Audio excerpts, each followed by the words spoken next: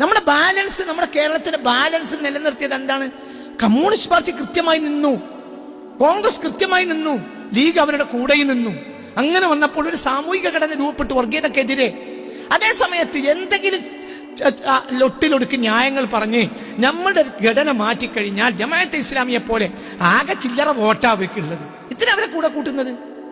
അങ്ങനെ കൂടെ കൂട്ടിക്കഴിഞ്ഞാൽ ആ കൂടെ കൂട്ടിക്കഴിഞ്ഞാൽ വലിയ നഷ്ടം സംഭവിക്കും. നമ്മുടെ സാമൂഹിക ഘടന തകരും.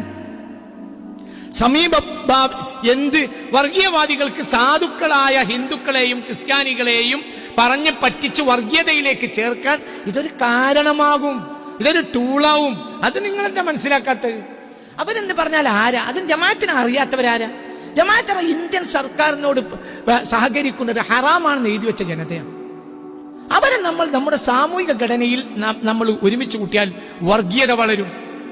ഈ നിലക്ക് മുന്നോട്ട് പോയാൽ വളരെ സമീപമായൊരു ഭാവിയിൽ കേരളം വർഗീയവാദികൾ ഭരിക്കും. നമ്മൾ ജനാധിപത്യ വിശ്വാസികൾ യോജിച്ച് നിൽക്കണം.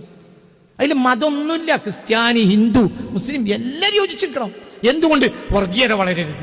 വർഗീയത വളർന്നാൽ കേരളം വർഗീയത ഭരിക്കും.